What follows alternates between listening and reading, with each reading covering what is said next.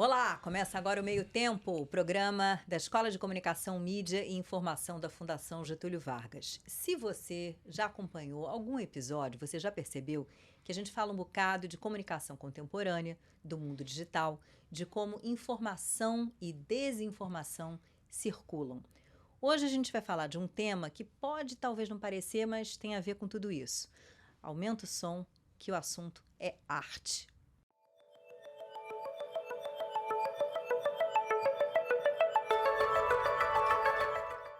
Eu tenho o prazer de receber hoje um dos críticos de arte e curadores mais respeitados do Brasil, Paulo Herkenhoff, e o Tainan Cabral, que é um artista jovem e um bocado promissor. Bem-vindos, um prazer ter vocês aqui. Prazer enorme. Muito obrigado. Não é a primeira vez que eu venho à escola. Eu já vim aqui bisbilhotar, porque nós temos muito trabalho a fazer juntos. Eu estava dizendo para o Tainan que eu soube que aqui se trabalha com inteligência artificial. A gente vai chegar nesse assunto, não dá spoiler, Paulo, peraí. Assim não dá. Olha só, gente, vamos começar quebrando o gelo. O Paulo já quebrou o gelo por conta dele, né? O cara é experiente, mas vamos lá. Olha só, uma perguntinha para os dois. Paulo, se você pudesse ter uma obra, você adquirir uma obra, ter na sua casa, de qualquer artista, vivo ou não, brasileiro ou não, quem você escolheria? Eu escolheria um homem fundamental para a cultura brasileira, um homem que viveu o século XX e se projetou para o século XXI, que disse 5 palavras que para mim são um aforismo e uma obra de arte sem preço. Mário Pedrosa, o grande crítico, quando ele diz: a arte é o exercício experimental da liberdade. Contei errado, são 7 letras. E o Mário Pedrosa, não é por acaso, né, que ele, nesses tempos de falta de liberdade, ele se tornou um símbolo para a arte, né, esse tempo de repressão, etc. E ele viveu a ditadura, foi exilado 2 vezes por Vargas na ditadura de 64, né? Ele acompanhou as gerações, né? Ele tem uma validade para o presente, né? Então, eu acho que isso é uma obra de arte de primeira grandeza.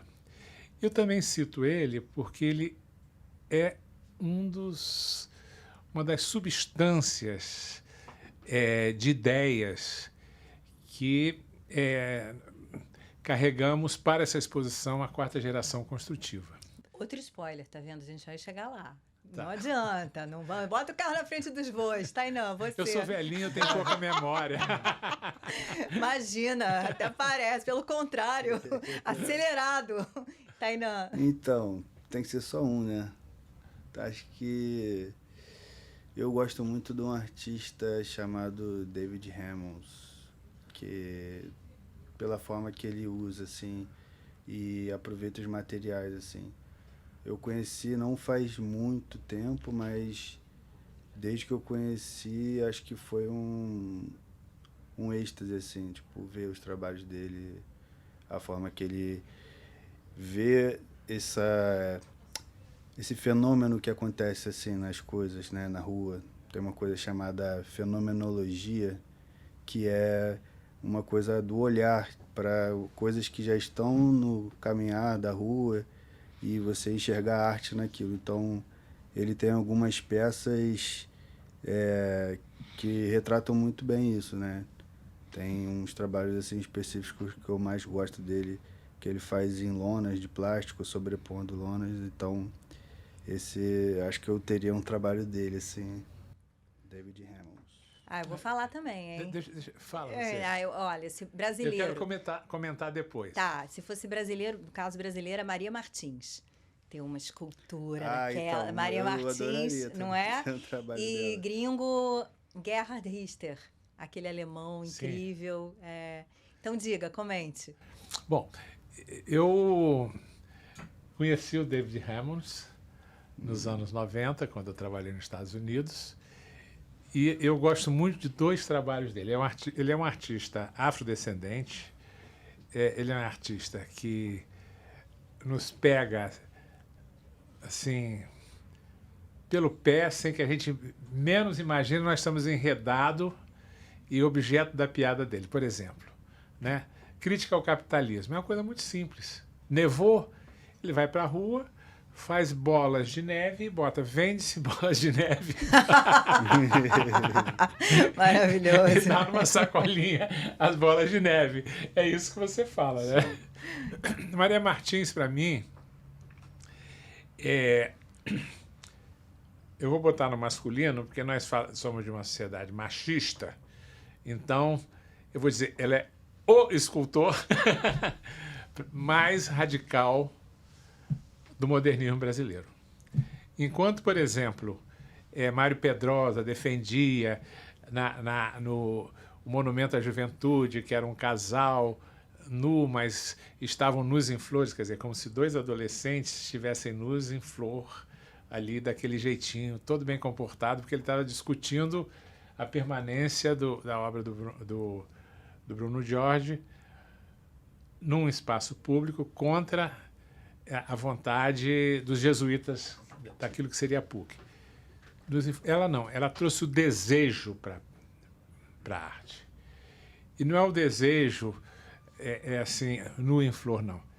Ela é um desejo sexual, a devoração canibálica, quando duas pessoas que se encontram, que se amam e que estão num intercurso de prazer absoluto têm essa fantasia de devorar o outro, né? E, ao mesmo tempo, isso quem diz é um psicanalista Fedidar, quando nessa situação, quando os amantes querem um devorar o outro, imediatamente vem a imagem de morte. Se eu devoro, eu mato. E aí fica um luto antecipado, né? Então, é essa a questão que eu acho que Maria Martins nos traz, por exemplo, numa obra O Impossível, que está no Mando Rio. É a mesma obra, porque é tiragem de duas, que está no MoMA. Eu acho que essa é a mais importante escultura brasileira até Lígia Clark. Olha, eu não tinha nem roupa para vir para essa conversa aqui, falar com o Paulo Requenhoff. Você já sentiu o nível dessa conversa? Olha só, Paulo, você tem um currículo lindo. Você passou pela Bienal de São Paulo, pelo Museu de Arte Moderna do Rio, foi diretor-geral do Museu de Belas Artes, primeiro diretor-geral do Museu de Arte do Rio. Isso só para listar parte aí do teu currículo.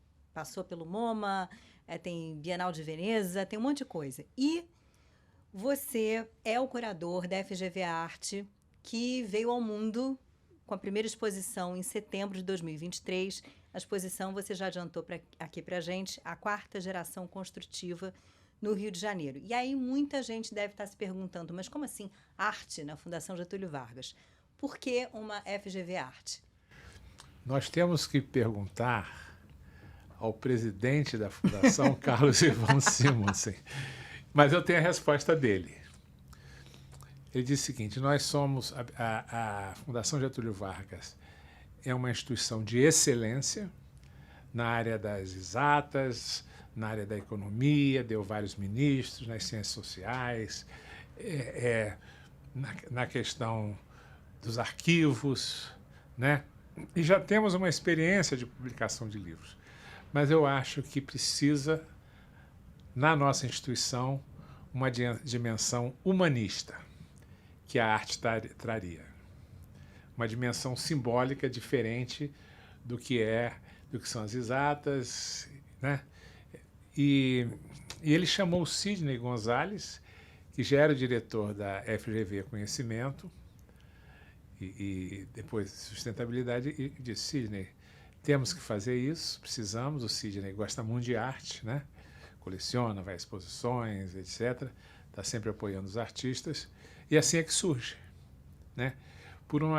Seria por uma necessidade intrínseca, que eu diria que visceral, orgânica, estrutural, de integração, desse terceiro think tank do mundo, essa instituição é um dos 3 lugares onde se pensa no mundo, né? Então, a FGV Arte viria para ser uma gota nesse oceano de possibilidades. Para juntar a 4ª geração construtiva, né, eu trabalho as gerações construtivas a partir de certos momentos, segmentos históricos, e no século XXI, agora aqui eu fecho com o Mário Pedrosa, ele e a artista Lígia Pape disseram que queriam fazer uma exposição, a alegria de viver, a alegria de criar, sobre a arte dos indígenas brasileiros, né? Dentro de uma ideia de um museu das origens do Brasil. E eu peguei esse mote tão importante porque a exposição não se deu por causa do incêndio no MAN, na época da Heloísa Lustosa, e eu peguei esse mote e repensei em termos atuais, né? A alegria de criar, a ira de inventar, ou a alegria de inventar, a ira de criar. Porque existe sim uma alegria na arte do Tainan, mas ali tem uma resistência, né? Aquilo são barricadas, alegorias, não só do tráfico, mas também da violência da polícia. Pois é, queria ouvir do Tainan. Tainan, se vocês não conhecem o trabalho dele, vale a pena. Ele se inspira um bocado no funk carioca, vem de uma quebrada, né, de um subúrbio carioca. Eu queria que você falasse um pouquinho da tua história, como é que você virou artista. A gente já conversou uma vez fora aqui do nosso programa, você me contou, mas eu vou pedir para você contar de novo para quem está vendo e ouvindo a gente. Bem, então, eu sempre fui uma criança, assim, que gostava de desenhar, que foi sempre pintar, assim, então, desde a infância, assim, acho que eu tinha essa coisa de observar a pintura e tal. Mesmo não tendo nenhuma referência, assim, em casa, meus pais são mais envolvidos com igreja, com música também, então isso era uma coisa que não tinha muita referência, mas eu sempre desenvolvi esse lado mais visual. Então, acho que com meus 16 anos, assim, eu comecei a observar mais essas pinturas que tinham na rua e tal, o grafite, essas coisas todas. E eu me senti encorajado ali a poder fazer alguma coisa, tipo, mesmo sem conhecer ninguém desse movimento e tal, eu, tipo, acho que com meus 18 anos eu comecei a fazer algumas pinturas, assim, na rua. E aí eu fui conhecendo essas pessoas, aprendendo sobre a técnica, né, de como que se utiliza uma lata de spray, como que manuseia, faz um traço, um preenchimento e tal. E aí, a partir daí, eu fui buscando outras referências, assim, porque eu por mais que eu admirava, assim, o grafite não era muito a minha praia, o que era feito esteticamente, assim, né, tipo, porque existe um padrão também de letras e personagens e tal que se repetem, assim, no grafite. Então, eu comecei a buscar outras referências e tal. E eu encontrei a fotografia, assim, como uma fonte de energia, assim, porque eu sou de Senador Camará e eu comecei a fotografar muito inspirado também. Acho que esse lance da fotografia, o que me inspirou antes da fotografia, na verdade, foi um livro também que eu encontrei, assim, porque eu estava muito na ânsia de achar algo que fosse meu, assim, para me apegar, assim, né, dentro dessa identidade artística. E aí eu encontrei um livro chamado Sertão Carioca, que é um livro que um jornalista e ilustrador em 1932, sei lá, 40, não lembro, mais ou menos por aí, ele foi fazer uma pesquisa nesse Sertão Carioca, que o Senador Camará faz parte, e ele começou a buscar muitas, como é que chama, documentar tudo aquilo que ele estava vendo, tanto escrevendo os costumes e falando com as ilustrações também, de dos vendedores de plantas, dos caras que cuidavam dos açudes, todos aqueles costumes ali.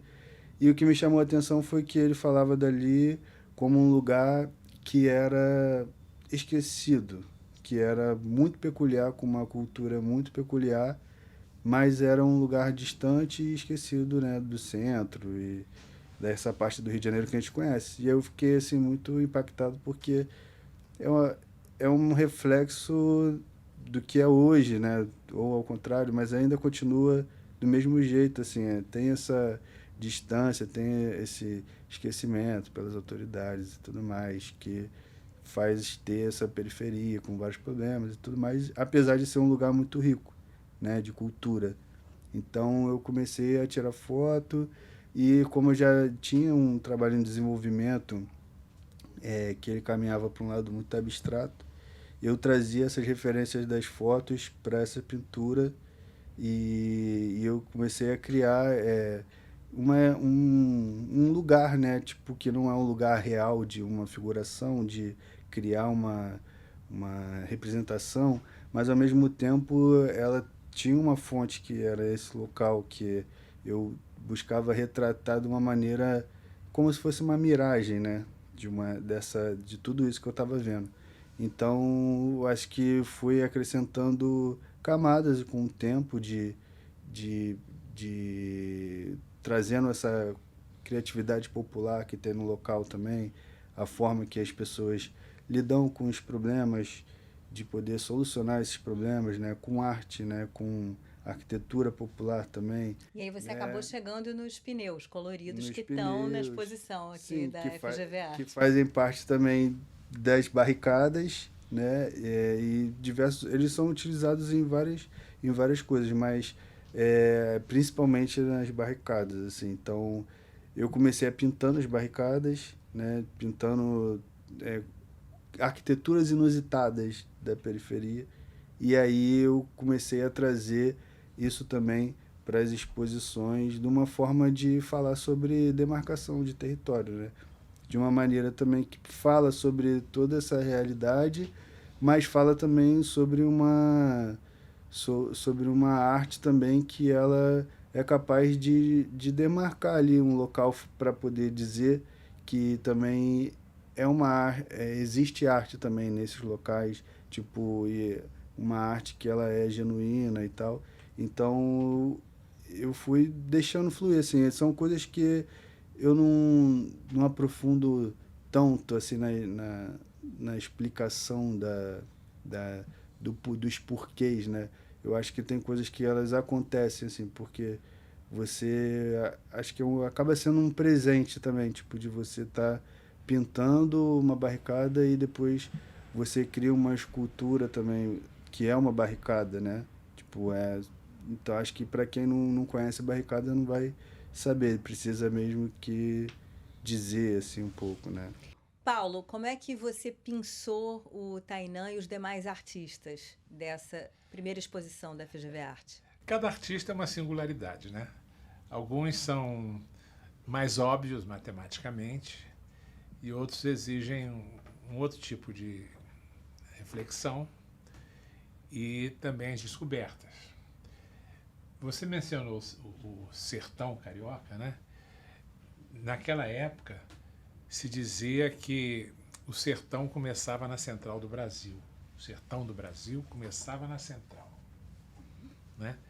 Era assim uma coisa tão centrada no poder, sabe?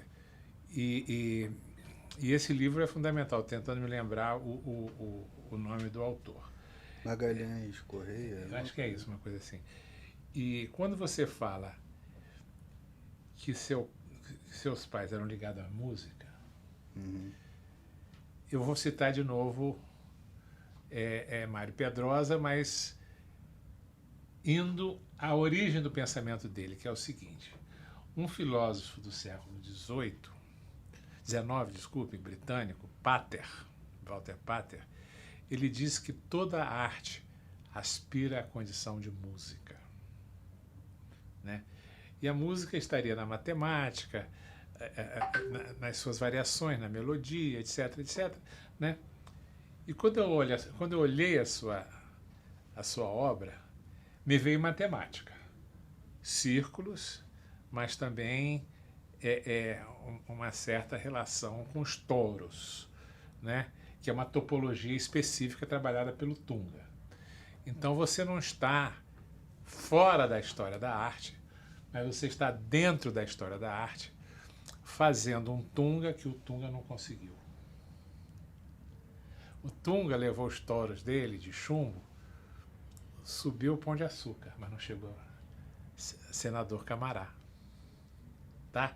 Então você veja como é que uma imagem numa cultura, ela persiste se transformando. Eu não estou falando de uma influência do Tunga sobre você, que eu também poderia falar a influência de outras pessoas sobre o Tunga. Eu estou dizendo que existe aqui essa noção inconsciente de que toda arte aspira à condição de música. Então, seus pais, de certa maneira, eles burilaram a sua vontade de música, que seria posta em objetos concretos, né? Então, o Mário Pedrosa também colocou isso, né? E quem me levou a descobrir esse artista de Senador Camará e ficar assim, foi um ex-aluno da FGV de São Paulo, um excelente colecionador, Fernando Marcos Oliveira, né? Nós fomos à Galeria Cavalo, ele falou, Paulo, eu preciso ir, porque hoje, para mim, certas pessoas, ele citou lá 2 ou 3 nomes assim, de gente muito nova, isso aí para mim já é artista que já não me interessa, já está no mercado. Eu estou interessado naqueles que estão surgindo com grande frescor. Era um sábado com muita luz, né? A galeria em Botafogo, numa área muito simpática, né? Perto de floresta. Era um sábado luminoso, final da tarde, não estava muito quente. Tudo levava para perceber o frescor da sua arte. Então, eu acho que a sua arte, ela não é só o objeto ali. Ela é também uma forma de estar no mundo, né? E isso que você chama de fenomenologia, você constitui um fenômeno visual da percepção, entrega isso ao outro, e o outro vai ter o melhor prazer na medida em que ele se entregar com mais liberdade àquilo que ele não sabe. Ó, depois desse elogio, você ganhou o dia, né? Só para te dizer, viu? Pessoal, a gente conversou com o público, com pessoas que estudam, que trabalham na FGV sobre essa primeira exposição da FGV Arte. Vamos ver. Eu confesso que eu não sabia que ia ter essa iniciativa da FGV Arte, então quando eu cheguei eu fiquei muito surpresa com a quantidade de arte espalhada pela faculdade. Realmente deu um aspecto diferente. Principalmente o primeiro andar, ele era um pouco sombrio, digamos assim, né? Não tinha nada muito que chamasse atenção. Então, quando eu cheguei, tinham vários quadros e agora também tem pessoas entrando e saindo para apreciar a arte. Parece que deu um ar mais engajante, um ar mais estimulante para o ambiente. Então, foi interessante essa iniciativa. Eu tô achando super interessante porque não é uma coisa habitual na minha vida. Eu tô conhecendo agora a arte. Eu gostei bastante, porque eu sinto que aqui na FGV a gente não tem um campus, a gente fica muito preso só aos andares, aquele ambiente meio corporativo. Eu acho interessante porque a gente consegue ter um contato com a arte, a gente consegue expandir um pouco a mente para outras coisas que a gente não tem, dependendo dentro da faculdade. Que eu faço ciências sociais, eu pelo menos tenho um pouco de contato com isso, mas outros cursos, economia, direito, a gente acaba se fechando muito só para coisa acadêmica e não tem muito essa expressão artística de fato no nosso dia a dia. Eu achei muito interessante. Bem inclusiva, bem diversificada, está falando sobre temas que a gente precisa discutir mais na sociedade, né? Como povos originários, afrodescendência, pessoas periferizadas, esse processo de discussão que é muito válido. Expande a nossa mente, entendeu? A gente olha para uma obra de arte, a gente fica tentando entender qual é o conceito que o artista tentou usar naquela obra. Então são muitas coisas que passam pela nossa cabeça, é uma parada interessante. A arte é fundamental, né? Atravessante, ela move cultura, história, ela move o ser, ela traz a criação, então ela expande, ela amplia. Fica mais interessante o ambiente, fica mais estimulante, realmente. Não só uma questão de acolher, mas uma questão de você parar para apreciar, para você ter algo ali, né, para até estudar o que está sendo feito ali, né, o que eles estão querendo debater ou trazer com aquela arte. É uma aproximação, um acolhimento e também uma questão de participação da instituição na cultura, do ambiente, da vivência das pessoas que trafegam. Então eu sinto que é uma forma muito importante de dar visibilidade para a ideia das pessoas, dar empoderamento para elas também, de certo modo. Tem uma branca que tem um negócio preto assim no meio, porque eu achei bonito. Eu acho que, como eu comentei com o pessoal da galeria, é o quadro que eu compraria para botar na minha sala. Esta, que está atrás de mim, do Herbert Sobral, que eu acho maravilhoso esse painel. Tem a do Denilson Banila, que eu também gosto muito, e da Débora Engel, que é o Real Gabinete Português em escalas. Mas eu acho que a arte, para mim, assim como para qualquer pessoa, é uma forma de expressão que traz sentimentos que você, às vezes, nem consegue explicar. Pode ser algo que te traz um sentimento, uma sensação que você só aprecia, você não explica. Então, em forma resumida, seria isso que a arte significa para mim. E aí, Tainan, o que você achou do teu público?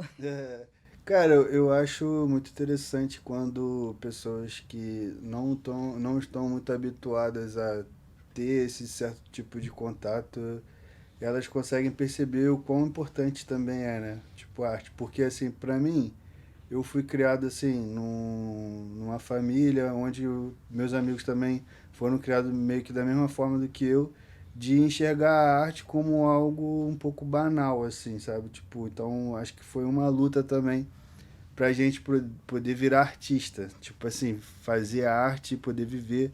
Tipo, tem que, acho que é até contra, sabe, algumas preocupações da família mesmo com a gente de se a gente não passar fome.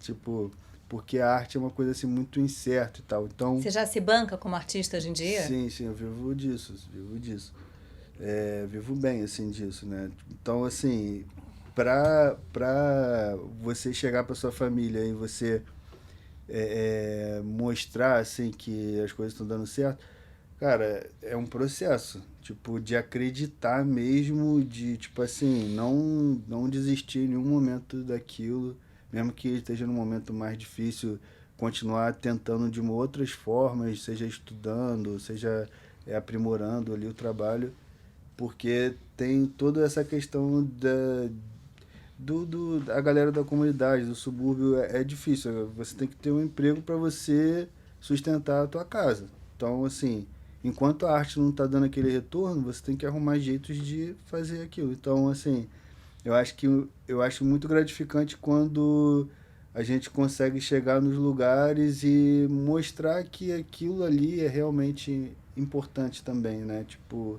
tem um papel importante para nossas vidas, né? Porque a gente consegue viver disso e para as pessoas que percebem que aquele ambiente se torna um outro lugar, né? Tipo, e aí às vezes é difícil a gente perceber que em quase tudo tem arte, né? Tipo, se o mundo não tivesse arte ia ser muito complicado, né? Tipo, para você até dentro do design, né? Tipo, essa percepção artística dentro da mídia impressa também, precisa ter um cara ali que tem uma cabeça mais artística. Então, tudo é necessário, assim, ter arte, né? Então, acho muito, muito brabo. Ô Paulo, você já disse em entrevista que parar de colecionar é conversar com a morte, que uma coleção viva continuando é a pulsão de vida. Quero saber se a FGV Arte vai colecionar, vai ter um acervo, e o que vem por aí, que eu sei que você está cheio de ideia, de eventos, já tendo uma nova exposição em vista, o que vem por aí? Bom, a FGV já começou a colecionar, recebeu algumas doações e eu acho que vem surpresas aí ainda. Agora, a ideia é que a FGV, a arte surgiu para ser uma árvore frondosa, né? É o sucesso, a gente vê o depoimento, né? O Sancler, que é esse rapaz que toma conta da galeria, guarda, ele mora em Campo Grande. Demora 2 horas para chegar aqui para trabalhar, né? E ele diz assim, eu venho aqui, me sinto mais leve, melhor do que era antes, porque antes as coisas não mobilizavam. Porque mesmo uma livraria, ela mobiliza de certo modo, mas ela não tem um apelo visual como uma exposição de arte, né? A livraria que não estava dando mais, porque hoje todo mundo compra pela internet, né? Nós temos 2 exposições que a gente já pode anunciar, mais 2 que a gente tem que esperar um pouco ainda. A primeira, que é a próxima, vai se chamar Brasília, a Arte da Democracia. Ou seja, o que é Brasília, como ela se construiu, capital do Brasil, de que forma simbólica ela foi trabalhada, quais foram os artistas que construíram Brasília, as personalidades. Assim, tem uma figura desconhecida, Vera Brant, que unia a boemia, Juscelino, ministro do Supremo, artistas jovens, artistas conhecidos, de tudo. Ela traçava tudo, se metia no melhor dos sentidos com todos, botava um junto do outro, etc. Vera Brant. E na arte da democracia, nós teremos 2 vezes a escola de comunicação. Essa escola de comunicação da FGV. Uma, através dessa pesquisa, nós queremos incluir isso no livro. Eu acho que essa pesquisa é muito interessante, porque a gente vê que os democratas se mobilizaram no dia 8, né? Mais do que os terroristas, porque aquilo para mim foi ato terrorista, né? Eu acho que dizer que é golpista é pouco. Golpismo com terror, né? O terror não é só o terror da morte, é o terror de viver de novo 64, né? Viver de novo a tortura de 64, tudo aquilo que aconteceu, né, de terrível, né, de separar famílias, de estuprar as mulheres e tudo mais. Pau de arara, a gente não precisa anunciar isso, mas é sempre importante anunciar. Então, eu acho que isso aqui é muito interessante. Tem um podcast não, QR Code, que a gente vai botar também, que aumenta a dimensão da exposição. E a outra questão que nós vamos incluir na exposição, que são artistas de Brasília, então, obras que vamos trazer uma obra do Ciron Franco, que é o tapete do Supremo Tribunal Federal, que foi destruído, né, ele repintou. Vamos trazer obras uma obra do Vic Muniz, feita com vidros do Congresso, vidros quebrados. Vamos trazer uma obra do Palácio do Planalto, Brecheret, por exemplo, né? A gente está tentando trazer outras coisas também, que foram vilipendiadas, né? E aí entra uma segunda questão da nossa Escola de Comunicação, Mídia e Informação, né? A primeira mais 2, né? A segunda, melhor dizendo, é a questão da inteligência artificial. A escola de comunicação, a FGV, está preparada para discutir inteligência artificial. E nós temos obras de inteligência artificial nessa exposição. Vamos ter, por exemplo, a chegada da Vera Brant a Brasília, e ela participando de manifestações, etc. Vamos ter várias obras de Lúcio Costa consultando os ossos para ver onde construir Brasília. Não era jogando ossos, não jogando búzios. Jogando os ossos para escutar os ancestrais. Ou seja, uma reconstrução a partir da inteligência artificial generativa. Então, vocês vão ter mais trabalho na próxima participação, que é como nós poderemos mobilizar a Escola de Comunicação, a Fundação e a sociedade em torno de questões da inteligência artificial. Você já me deu o gancho. E a outra questão que a gente quer trazer, mas mais no segundo semestre do ano que vem, outra vez só no começo de 25, que é a estética da mentira. O que é linguística da mentira? Tudo a ver com fake news e por aí vai. E também traremos no ano que vem, durante a questão de Brasília, né, que é o metaverso verde-amarelo, trabalhando com a filósofa Paula Sibili, da Universidade Federal Fluminense, sobre a necessidade de a democracia se apropriar do metaverso verde-amarelo, que tinha sido aprovada pelos fascistas, né? Nós temos na FGV Artes a Blanche Evan, que é uma especialista, está fazendo pós-graduação em fascismo, né? Então nós não estamos aqui para brincar. A arte diverte, a arte nos agrada, a arte nos dá paz, mas a arte também nos dá ira. A arte nos faz pensar, sem dúvida nenhuma. E, ao mesmo tempo, a arte não permite que a gente esqueça de certas coisas. Nós não podemos esquecer do golpe de 64, do golpe do Temer, do golpe do dia 8 de janeiro, da tentativa de golpe.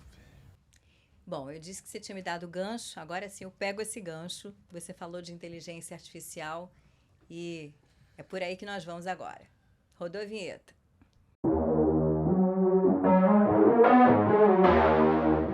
Eu perguntei para o bot de inteligência artificial qual é o papel da arte no século XXI, pedi que ele respondesse em 1 minuto. Resposta: o papel da arte no século XXI é multifacetado, ela desafia, questiona e reflete sobre questões sociais, políticas e culturais. A arte inspira, provoca e promove a empatia. Ela nos conecta com nossa humanidade compartilhada e nos ajuda a compreender o mundo de maneiras novas e significativas. A arte também é uma forma de expressão pessoal e liberdade criativa. Ela nos permite explorar nossa identidade e narrativas individuais. No século XXI, a arte desempenha um papel fundamental na construção de um futuro mais inclusivo, diversificado e sustentável. O que você achou dessa resposta do ChatGPT? É muita informação, né, ao mesmo tempo. Eu não sei, assim, eu acho que faz sentido, mas eu não consegui prestar atenção em tudo exatamente que você leu, mas a pergunta era qual mesmo? Qual o papel da arte no século XXI? Assim, eu acho essa pergunta é muito genérica para se responder. Pô, desculpa assim. aí, eu fiz uma pergunta genérica para ver o que ia rolar. Mas... assim, você testou o ChatGPT, ele... Agora, se você me perguntasse o que eu responderia, qual o papel da arte, eu acho muito difícil falar qual é o papel da arte. Eu acho que isso é uma pergunta para um TCC de filosofia. Acho que assim. é para um doutorado, vários, na verdade. Tipo, são muitos lados, assim, para se analisar, assim, uma forma que possa englobar, assim. Mas pelo que eu prestei atenção, assim, faz muito sentido, né? Tipo, isso prova que a inteligência artificial, ela é bem certeira, assim, tipo, ela consegue captar várias informações tá para bem poder... munida de dados. Né? Tipo assim, ela não dá muito mole, né? Então... é isso, não sei, assim, eu não teria uma resposta, assim, de pronto, assim, para poder balancear o que seria essa resposta, sabe? Se ela é... Mas parece ser bem pertinente, né? Essa resposta dela que foi dada. que você achou, Paulo, nesse mundo nosso em que quando a gente fala tela, a gente pensa nessa tela e não numa tela, né? Um óleo, um acrílico. E aí? Bom, eu acho que a inteligência artificial, ela tem um compromisso consigo própria, né? Ela não é capaz de inventar aquilo que como é que chama ali, a matemática ali está dando, né? Então ela não surpreende, porque ela, por exemplo, não tem a capacidade humana de possibilitar o impossível, que é uma questão da arte, é uma questão da Arcildo Meirelles, foi uma questão do Marcel Duchamp e que foi uma questão do Derrida. Ela não tem. A inteligência artificial, não sei se tem uma tabela axiológica, sabe? Uma hierarquia de valores que não seja a incidência ali dos números, etc. Né? Qual é o lugar da ética dentro da experiência humana e como a arte está ali envolvida, né? Eu acho que nós teríamos que pensar numa inteligência artificial que pudesse falar de si própria, mas ela não é capaz de pensar o que a própria inteligência artificial pode inventar através de um artista, né? Porque a arte é invenção. Para você, uma obra como aquela do MoMA, gerada por inteligência artificial, que fez um sucesso enorme, é arte? Não é arte? Eu acho que é, na medida que existe um artista com a intenção de fazer arte. Intencionalidade é algo muito importante, que não está na racionalidade, né? Ela pode estar no irracional de alguém, no inconsciente, mas existe essa intencionalidade da arte, né? Existe invenção. Agora, eu acho que tem ali um pouco de uma certa previsibilidade, né? Do que poderia virar aquela salada, né? Eu prefiro, por exemplo, a inteligência artificial de um Christus Nóbrega, que nós vamos fazer aqui, sabe? A próxima exposição, depois de Brasília, vai ser sobre educação. Não assim, os grandes educadores, não assim, quem foi Paulo Freire, quem foi Darcy Ribeiro, quem foi fulano, quem foi Beltrano, não.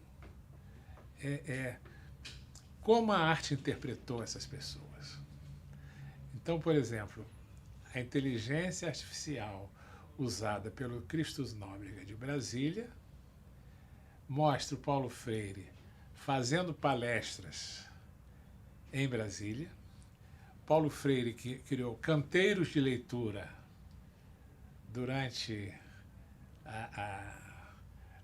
o almoço, né? Brasília tem uma época que não chove, então os canteiros estavam a céu aberto. Depois, aquilo estava criando muita inquietação crítica entre os candangos. Aí as empreiteiras destruíram. As folhas dos livros, algumas foram feitas roupas. As pessoas vestiram roupas com textos, com capa de JB, do Globo, do Estadão, de não sei mais o quê, dos anos 60, de Constituição de Brasília, 50, né? E tem as cenas de leitura. Tem a cena, por exemplo, de dois candangos se beijando, sabe? Lindo, assim, aquela questão poética, sabe? Então, será que a gente pode pensar que tudo isso estava nessa definição de arte, mas nada disso me levava ao real que o Christus Nóbrega produziu, que é a amorosidade, que é o inesperado, que é a indignação da da Vera Brant, sabe, fazendo parte de uma manifestação, né? Então, que é o Lúcio Costa, né, com a sua biblioteca. E aí nós vamos, sabe? Então, nós tivemos grandes educadores. Então, cada educador vai ser como ele é reinventado pela arte. Pessoal, Abdias do Nascimento. Abdias do Nascimento. Como a arte, como os artistas mais jovens reinventam Abdias do Nascimento. Seu método político, sua relação com os Black Panthers, sua pintura, né? Suas questões todas, teatro experimental do negro. Como isso é reinventado? Muito legal, muito legal. Não é chover no molhado. Pessoal, a gente está caminhando para o fim. Vou pedir para o Tainan fazer um convite para que as pessoas venham visitar, conhecer a FGV Arte. Queria convidar vocês para poder vir na exposição aqui na FGV, quarta geração construtiva, no qual eu estou participando com alguns trabalhos, e tem alguns artistas também que eu admiro, né, como o Alan Weber, o Guilherme Santos também, que tem trabalhos maravilhosos, e outros artistas que também são muito bons e acho que vale bastante a pena conferir. Tainan, muito, muito obrigada. Paulo, muito obrigada. Foi uma aula, Prazer. foi um prazer conversar com vocês. Obrigado, prazer foi E meu. vida longa a FGV Arte, vida longa a arte, por mais arte em nossas vidas, com certeza. Pessoal, muito obrigada e até o próximo Meio Tempo.